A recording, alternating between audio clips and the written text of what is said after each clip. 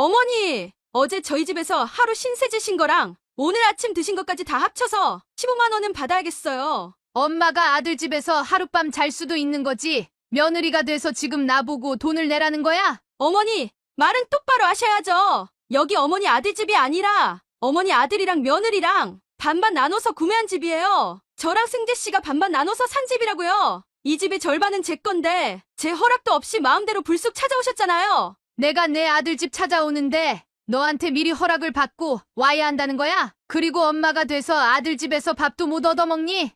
자꾸 똑같은 말하게 만들지 마세요. 이 집은 저랑 승재 씨 공동명의고 절반은 제 거예요. 제가 솔직히 다 말씀드려요. 요즘 시대에 결혼할 때 남자 쪽에서 집도 하나 안 해오는 경우가 어딨어요? 제 주위에 결혼할 때 남자 쪽에서 집도 하나 안 해온 건 저밖에 없다고요. 세상이 아무리 변했어도 그렇지. 결혼할 때 부모가 꼭 보태주라는 법이 어딨어? 우리 세대는 전부 부모 도움 없이 살아온 사람들이야. 너희 세대는 어떻게 생각하는지 모르지만 양가 부모님 도움받는 걸 어떻게 당연하게 생각할 수가 있어? 두 분이 돈이 없어서 안 도와주신 것도 아니잖아요. 충분히 도와줄 수 있는데 모른 척 하셨으니까 그렇죠. 아버님께서 사업하셔서 돈도 많이 버셨는데 어떻게 땡돈 한 푼 안 도와주실 수 있어요? 죽을 때 그 돈 들고 가실 거 아니잖아요? 그러면 적어도 자기 아들이 결혼했으면 아들이랑 며느리한테는 베풀 줄도 아셔야죠. 그래, 너 말 잘했다. 그러면 사돈댁에서는 너희 결혼할 때 도와줬니? 남자랑 여자랑 같아요? 같냐고요? 정말 더 이상은 못 듣고 있겠구나. 내가 정말 말 안 하고 평생 가슴에 묻어두려고 했는데 도저히 안 되겠어. 내가 어제 네가 그 여자랑 이야기 나눈 거 못 들었을 줄 알아? 무슨 얘기요? 제가 무슨 얘기를 했는데요? 우리 남편이랑 바람핀 여자가 너한테 몰래 용돈을 줬었다면서. 저희 집에 마음대로 찾아와서 하룻밤 주무신 것도 짜증나 죽겠는데 제가 통화하는 것도 엿듣고 계셨어요? 애초에 어머님이 가진 재산의 일부라도 저희한테 주셨으면 이런 일도 없었을 거 아니에요. 저를 이렇게 못된 며느리로 만드셔서 좋으세요? 어머니께서는 저한테 아무것도 안 해주셨지만 새어머니께서는 먼저 저를 도와주시겠다고 용돈 주시는데 대한민국 천지에 그걸 안 받을 사람이 어딨겠어요? 지금 당장 이 집에서 나가시고 숙박비랑 밥값 지금 제 계좌로 보내세요. 뭐라고? 새어머니, 이게 정말 보자 하니깐. 안녕하세요. 저는 경기도 남부에 사는 60대 중반 김현숙이라고 합니다. 평생 웃음이 끊이지 않을 것만 같았고 단란했었던 저희 가정이 한순간에 박살이 나버려 요즘 너무 힘든 시간을 보내고 있습니다. TV나 유튜브에서나 보던 이런 분통 터지고 억장 무너지는 일이 저한테 생기기라곤 전혀 생각하지도 못했습니다. 개인적인 가정사다 보니 지인들한테 하소연하지도 못하고 답답한 마음을 풀 곳이 없어 이렇게 인생 이야기 채널에 제 사연을 제보하게 됐습니다. 여러분들이 전혀 예상하지 못한 깜짝 놀랄 만한 반전이 있는 제 사연이니 끝까지 들어주시면 감사하겠습니다. 그럼 편안할 줄만 알았던 제 인생 말년에 일어난 분통 터지고 억장 무너지는 이야기 한번 들어주시고 공감해 주실 수 있을까요? 저희 남편과 저는 연애 때부터 60대 중반이 된 지금까지 크게 싸워본 적이 손에 꼽을 만큼 금실 좋은 부부였습니다. 저와 남편 사이에서 난 저희 외동 아들 승재도 우리 성격을 닮아서 그런지 차분하고 조용한 성격을 가지고 있었어 부모 속을 크게 썩였던 적이 없는 효자였고요. 결혼한 지 40년이 다 됐지만 여전히 남편하고 사이도 좋고 아들도 결혼까지 했으니 앞으로 남은 제 인생에 큰 걱정거리는 없을 거라고만 생각했습니다. 그래서 앞으로 남은 노후 생활을 어떻게 하면 알차게 보낼 수 있을지 그런 생각들만 하고 있을 때였죠. 남편이 조금 이상해진 것 같다는 느낌을 처음 받았던 건 지금으로부터 약 1년 전입니다. 저희 남편은 체질상 술을 전혀 못 마시는 사람입니다. 술을 한 잔만 마셔도 얼굴이 새빨개지고 가슴이 쿵쾅거려 아예 술을 입에도 안 대는 사람이거든요. 아내 입장에서는 남편이 술을 안 마시고 항상 집에 일찍 들어오니 너무 좋았지만 남편 본인은 그런 점을 조금 불편하게 생각했어요. 사업을 하다 보니 거래처 사람들과 같이 술 한잔해야 하는 일들이 많은데 그럴 때마다 본인은 음료수만 홀짝거리고 있으니 사회생활을 하는데 불편한 점들이 많다고 하더라고요. 그랬던 제 남편이 어느 날부터인가 매일같이 밤 늦게 들어오고 주말만 되면 상가집에 가야 한다며 밖으로 나돌기 시작했습니다. 사실 저희 남편은 그렇게 인간관계가 넓은 사람이 아닙니다. 술을 못 마시니 저녁에 술자리에 갈 일도 없고 사업을 그만두고 나니 사업할 때 만났던 분들하고도 연락이 많이 끊겼던 상황이었습니다. 도대체 밖에서 무슨 짓을 하고 다니길래 그렇게 늦바람이 들어 밖으로 나돌려고 하는지 답답한 마음에 제가 남편에게 따지듯이 물어봤습니다.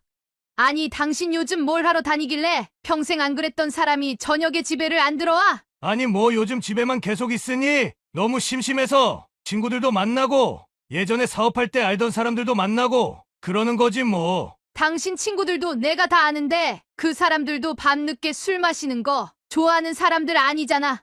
사업할 때 알던 사람들하고는 연락도 거의 다 끊겼다면서.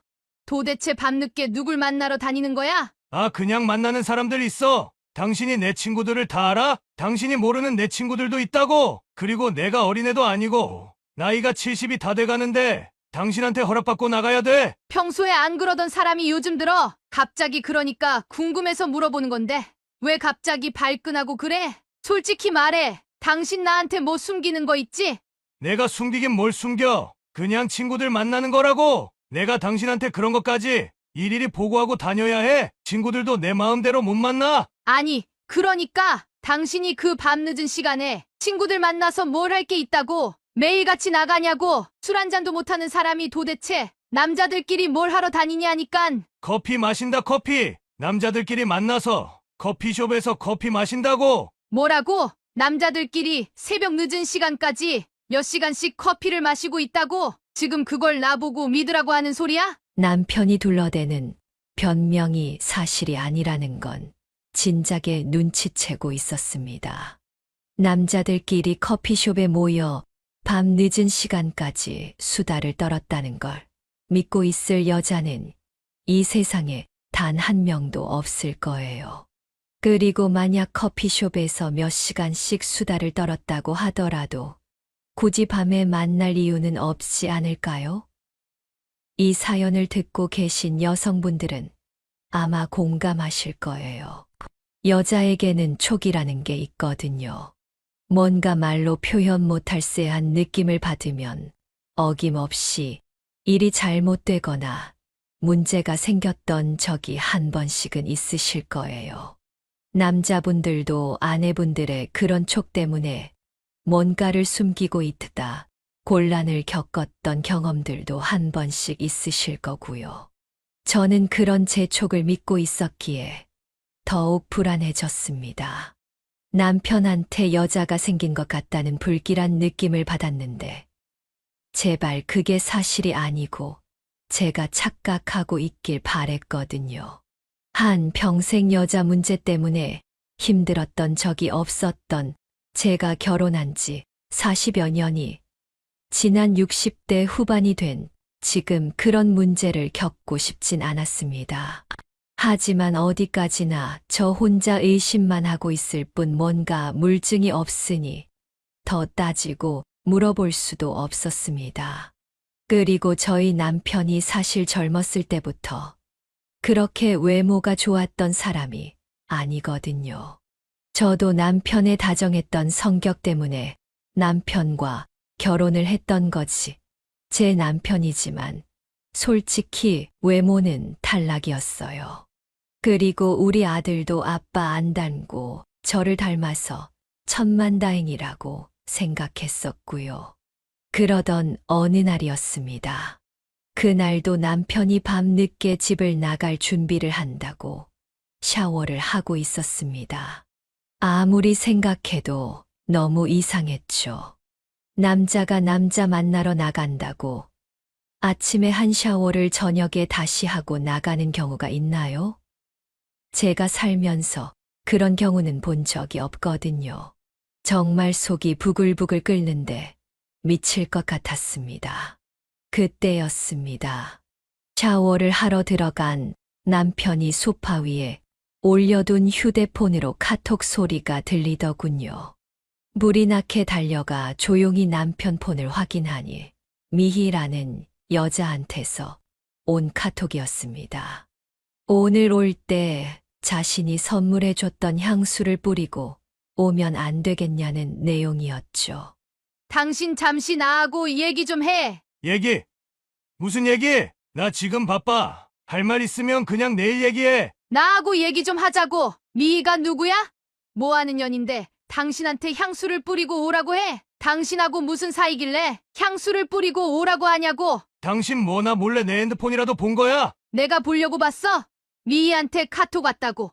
휴대폰에서 알림 소리가 나잖아. 당신 요즘 뭐하고 다니길래 매일같이 밤늦게 나가나 했더니 여자 생긴 거였어?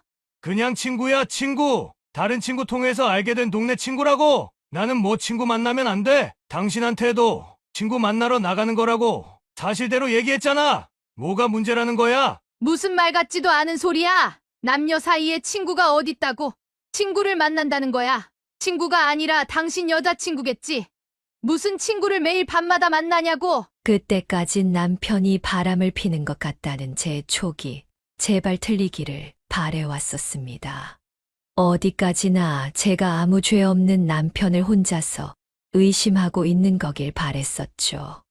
왜냐면 남편이 외도를 하고 바람을 펴서 집안이 풍비박산나는 일을 젊을 때도 아닌 70을 바라보는 나이에 겪고 싶지 않았거든요. 하지만 제가 원했든 안 원했든 이렇게 돼버린 이상 그냥 모른 척하고 지나갈 순 없었습니다.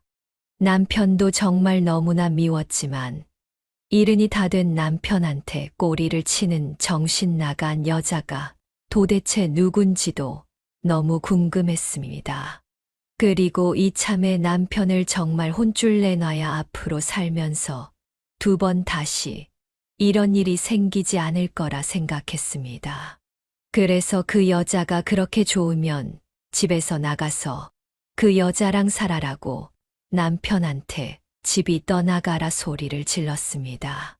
자식 앞에서 부끄럽지도 않냐고요. 나는 당신이 외도하는 걸 눈 감아줄 만큼 대단한 위인이 아니니 앞으로 나 말고 아예 그 여자랑 살림을 차리지 그러냐고 고래고래 소리를 질러댔죠. 그렇게 그 여자가 좋으면 나가서 그 여자랑 아예 살림을 차리지 그래? 그 여자가 이른이 다 된 당신이랑 같이 살아는 준대. 내가 왜 나가? 여기 내 집이야, 내 집. 내 명의로 된 내 집이니까 나가려면 당신이 나가. 뭐? 나보고 나가라고? 네가 잘못해놓고 아무 죄 없는 나보고 나가라는 거야? 그래. 안 그래도 조만간에 집에서 나가라고 얘기하려고 했는데 마침 잘 됐어. 더는 당신하고 같이 못 살겠으니까 지금 당장 집에서 나가. 아니 그 여자 만난 지 얼마 됐다고? 평생을 같이 살아온 나보고 집을 나가라는 거야? 지금 잘못했다고 싹싹 빌어도 용서 못 해주겠는데 지금 적반하장으로 나보고 나가라고? 당신한테 용서받을 생각도 없고 앞으로도 그럴 일 없으니까 집에서 나가라고. 도저히 당신하고 같이 못 살겠어. 당신하고 살면서 내가 얼마나 힘들었는 줄 알아? 당신이 그걸 알긴 아냐고. 내가 뭘 했다고? 나한테 잘못을 뒤집어 씌우는 거야? 네가 바람핀 게 나 때문이라는 거야? 네가 바람핀 게 나 때문이냐고? 그래. 다 너 때문이야. 내가 어릴 때 여자 한 번 잘못 만나서 지난 40년 동안 지옥처럼 살아온 걸 얼마나 후회한 줄 알아? 내가 당신한테 뭘 그렇게 잘못했길래 지옥 같았다는 거야? 이때까지 당신이 나한테 그런 말 한 적 한 번도 없었잖아. 결혼하고 40년 동안 나한테도 그렇고 우리 승재한테도 얼마나 잘했던 사람이 여우 같은 년한테 홀랑 넘어가서 지옥처럼 살아왔다는 얘기를 꺼내는 거야? 당신이 나랑 살면서 언제 애교 한 번 부려본 적 있어? 뭐? 애교. 내가 지금 나이가 65인데 당신한테 애교 부릴 나이야? 아니 그러면 지금 말고 젊었을 때도 그랬던 적 한 번이라도 있냐고? 나도 도저히 당신처럼 곰 같은 성격인 사람이랑 같이 못 살겠어. 남자보다도 더 무뚝뚝한 여자랑 같이 못 살겠다고. 그러는 당신은 나한테 먼저 그렇게 표현해 준 적 있어? 나보다도 더 무뚝뚝한 사람이 당신이잖아. 그러니까 이제 갈라서자고. 우리 둘이 성격이 너무나도 안 맞는다는 걸 내가 요즘 뼈저리게 느끼고 있어. 나도 당신한테 그렇게 표현 못해서 미안하니까 당신도 당신한테 그렇게 해줄 수 있는 남자 만나면 될 거 아니야? 당신 지금 하는 말들 진짜 진심이야? 평생 크게 싸운 적 한 번 없이 잘 지내왔으면서 여자한테 미쳐가지고 지금 이러는 거 정말 후회 안 할 자신 있어? 그리고 당신 곧 있으면 일흔이야. 그 여자가 누군지는 모르겠는데 진짜 당신을 사랑해서 그러는 것 같아. 당신 곧 있으면 일흔이라고. 일흔. 나랑 처음 만났을 때 20대 중반인 이철현이 아니라고. 그리고 당신 솔직히 그렇게 잘생긴 얼굴 아닌 거 몰라? 그 여자가 당신한테 순수한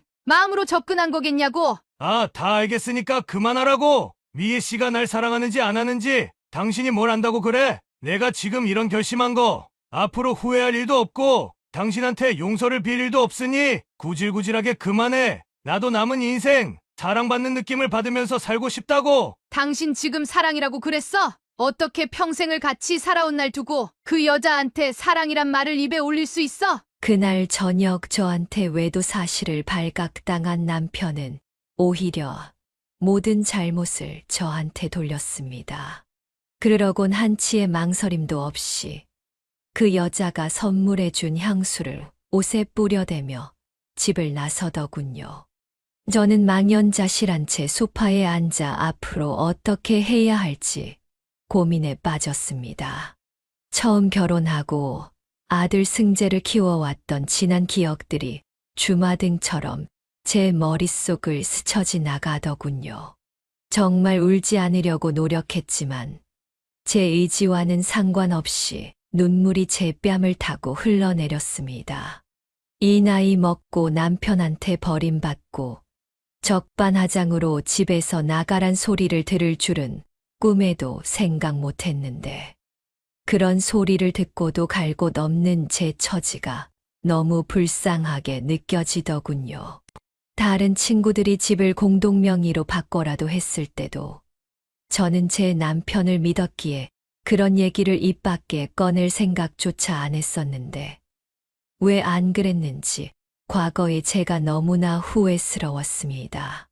이렇게 견딜 수 없이 힘든 일이 생기니 제일 먼저 생각나는 게 제 아들 승재였습니다. 곧장 아들한테 전화를 걸어 너희 아빠가 여자와 바람을 피고 있고 엄마한테 이런 말들을 했다고 하소연을 했습니다. 이런 제 마음을 털어놓을 곳이 저희 아들 말곤 없더라고요. 우리 아들 저녁은 먹었어? 엄마가 아들한테 할 얘기가 좀 있어서 저녁 늦은 시간인데도 전화를 좀 걸었어. 응. 엄마, 저녁은 아까 먹었지. 무슨 일인데 그래? 엄마 목소리가 왜 그래? 혹시 울었어? 무슨 일이길래 그래? 너희 아빠가 엄마를 두고 바람을 폈어. 조금 전에 그것 때문에 엄마가 아빠랑 싸웠는데 조금 전에 싸우고도 그냥 엄마를 놔두고 그 여자 만나러 나갔어. 아니, 엄마 진짜야? 아빠가 바람을 폈다고? 다른 사람도 아니고 우리 아빠가 어디서 여자를 만났다는 거야? 아빠가 내일 모레면 일흔인데 바람을 폈다는 거야? 엄마가 아빠한테 그 여자가 그렇게 좋으면 아예 그 여자랑 살림을 차리라고 했더니 오히려 나보고 집에서 나가래. 이 집이 본인 집이지 내 집이냐고 하면서 다음 주까지 짐 싸서 집에서 나가라는 거 있지. 승재야, 엄마가 정말 미안한데 내가 너희 아빠 얼굴을 도저히 못 보고 있을 것 같아서 그런데 너희 집에서 며칠만 있으면 안 될까?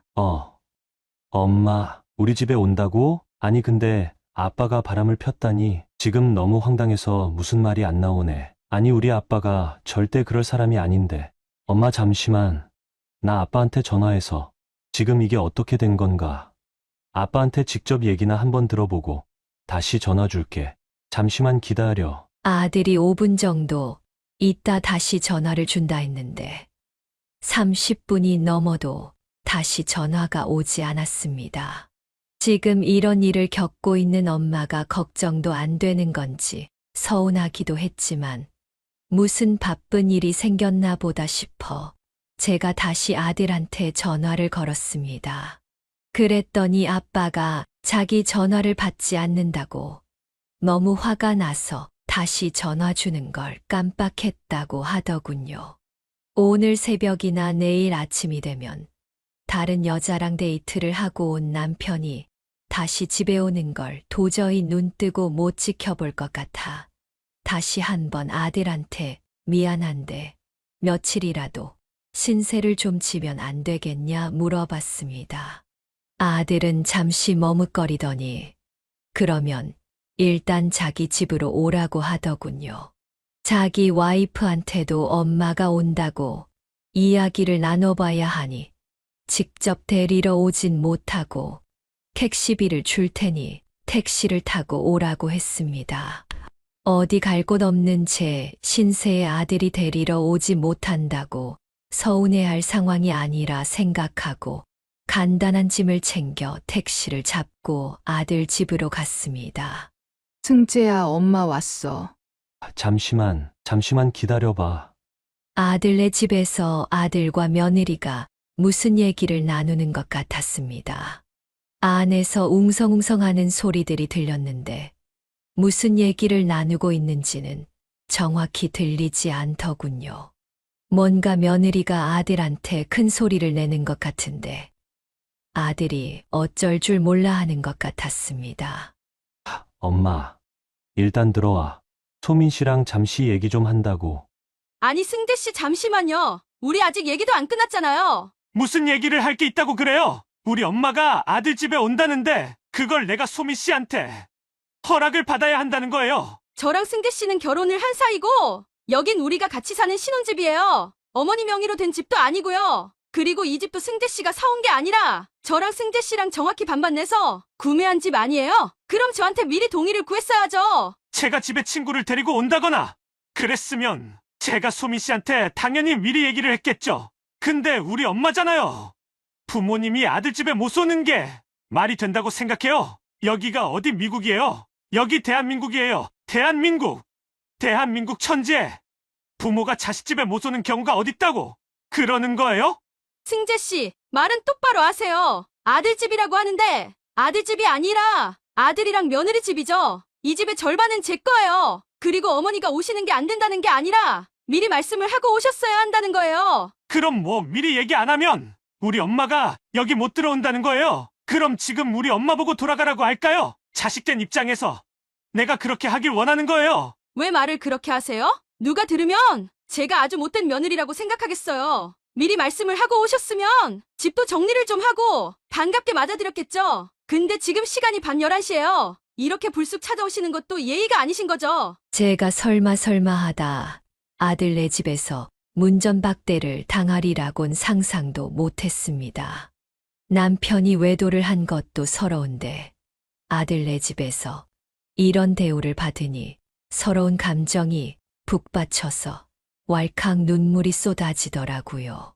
정말 제 인생에서 이렇게 운수 나쁜 날이 있다니. 내가 전생에 무슨 큰 죄라도 저지른 건가 하늘이 원망스러웠습니다. 아들과 며느리는 그렇게 제 앞에서 한참을 다투더니 결국 아들이 문을 열어주더라고요. 이렇게 더러운 꼴까지 당하며 아들네 집에서 머물러야 되나 싶어 그냥 돌아가려고 했지만 바람피고 뻔뻔하게 집에 들어오는 남편을 너무나 보기가 싫었습니다. 아들은 며느리랑 얘기가 길어져서 미안하다고 얼른 들어오라고 하더군요. 며느리가 불편해하는 것 같아 그냥 돌아가야겠다고 하니 한사코 제 손을 잡고 뭔가 며느리가 뭔가 오해를 했던 것 같다며 지금부터는 편하게 있어도 되니 얼른 들어오라고 제 손을 잡고 얘기했습니다. 그렇게 아들 집에 들어오게 됐어도 제 마음은 전혀 편하지 않았습니다. 좋은 일이 있어 온 것도 아니고 며느리 말대로 밤 늦은 시간에 신혼집에 불쑥 찾아온 것 같아 미안한 마음까지 들었거든요.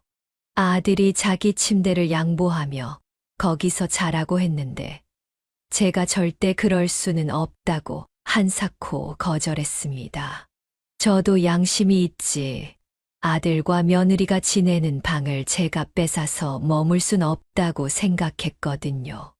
밤이 깊었으니 급한 대로 작은 방에 이부자리를 깔고 누웠는데 잠이 올 리가 없었습니다. 남편 말대로 내가 남편한테 감정 표현도 잘 못하고 부족한 게 많은 사람이라 남편이 외도를 했나 스스로를 원망해 보기도 하고 아들 내 집에 머무는 것도 하루 이틀일 텐데 앞으론 어디 가서 살아야 하나 너무 걱정이 됐습니다. 너무 걱정되고 긴장이 되니 입이 바짝 마르더군요. 참다 물을 한 모금 마시러 조용히 주방으로 갔는데 그때 큰 방에서 아들과 며느리가 대화를 나누는 걸 듣게 됐습니다. 일부러 들으려고 들은 건 아니고 새벽 늦은 시간 주위가 너무 조용하니 원하지 않아도 제 귀에 들어올 수밖에 없었어요. 소민 씨, 아무리 그래도 우리 엄마한테 이렇게 모질게는 못 대하겠어요. 나도 사람인데 양심의 가책을 느낀다고요. 그러면 새어머니한테 받은 돈 다시 돌려줄 거예요? 당신한테 정말 미안하게 됐다고 시아버지랑 사랑하는 사이가 된 걸 이해해달라고 주신 용돈들 다 돌려드릴 거냐고요? 그러니까 저하고 상의도 없이 그렇게 큰 돈을 덜컥 받으면 어떡해요? 저희 부모님 일인데 왜 저한테는 한마디 말도 없이 돈을 받아서 일을 이렇게 곤란하게 만들어요? 제가 승재 씨하고 상의를 했어도 결국 받았을 거잖아요? 지금 승재 씨는 본인 마음 편하려고 다 제 탓으로 돌리는 거 아니에요? 승재 씨도 그 돈을 안 원했으면 돈 다시 돌려주라고 하고 아버님한테 그러면 안 된다고 당당히 얘기했겠죠. 제가 처음부터 알았으면 절대 그 돈 안 받았을 거예요. 이미 소민 씨가 돈도 덜컥 받고 그 돈으로 소민 씨가 우리 가게 이전할 곳까지 이미 부동산하고 계약해버렸는데 저보고 어떡하라는 거예요? 승재 씨 지금이라도 정신 차리고 냉정하게 생각해야 해요. 지금 내가 나 좋자고 이러는 것 같아요? 승재 씨나 저나 둘 다 부모님한테 도움 하나 안 받고 빚내서 이 집에 들어온 거예요. 그러면 적어도 앞으로 우리가 아이를 가지게 되면 우리 아이는 부자로 살게 만들어줄 수 있잖아요. 그 돈으로 승재 씨 가게도 훨씬 좋은 곳으로 옮기고 거기서 열심히 일해서 우리 아이만큼은 부자로 살게 만들어주자고요. 갑자기 제 귀에 들어온 돈 얘기에 그만 손에 들고 있던 물컵을 놓치고 말았습니다. 다행히 아들과 며느리가 그 소리는 듣지 못한 것 같더라고요. 조용히 작은 방으로 돌아와 지금 이게 어떻게 된 일인지 곰곰이 생각을 해봤습니다. 남편한테 접근한 여자가 아들과 며느리한테 돈을 줬다는 얘기 같았어요. 제 생각엔 저를 남편한테서 떼어놓기 위해 돈으로 아들을 매수하려고 한 것 같았어요. 그리고 저희 아들 성격상 절대 그 돈을 받을 것 같지 않으니 저희 며느리한테 대신 전해준 것 같았고요. 그래도 그렇지 아들 가게를 확장 이전할 수 있을 정도로 큰 돈을 왜 아들한테 준 건지 선뜻 이해가 가지 않았습니다. 그 이유는 지금 말고 조금 이따 사연 후반부에서 말씀드릴게요. 정말 깜짝 놀랄 만한 반전이 있거든요. 아무튼 저는 그날 결국 뜬 눈으로 밤을 지샜습니다. 엄마 잠은 좀 잤어?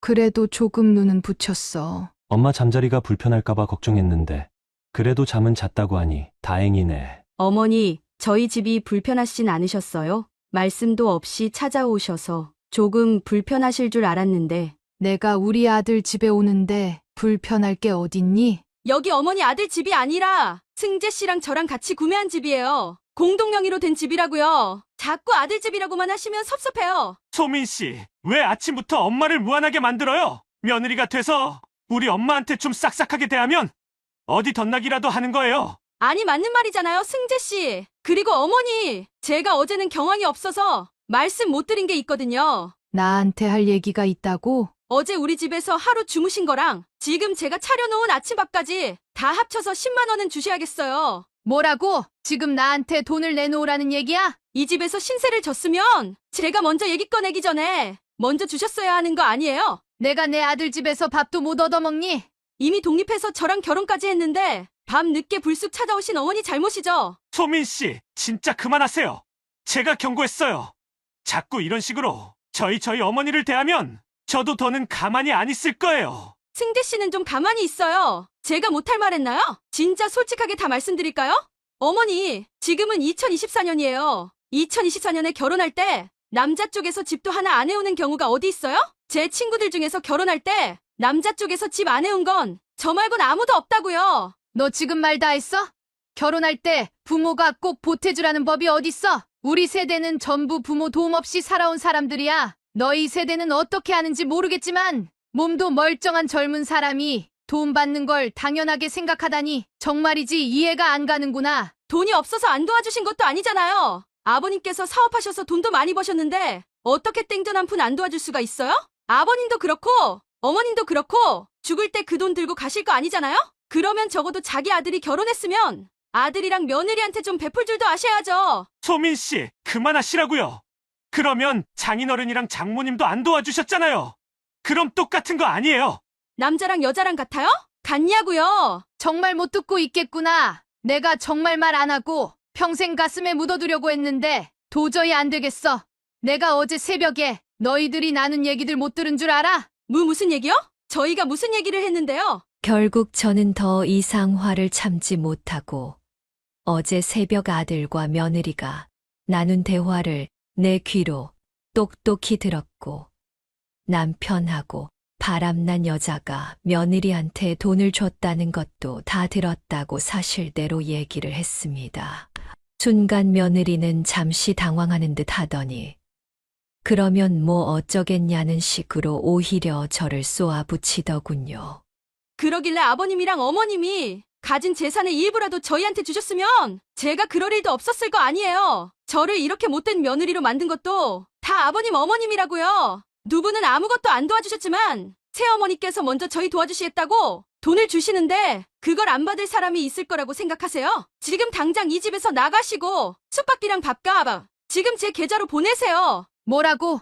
새어머니, 이게 정말 보자 하니깐 며느리가 하는 어이없는 이야기들을 가만히 듣고만 있었는데 남편하고 바람난 여자를 새어머니라고 부르는 며느리를 보고 도저히 참을 수가 없었습니다.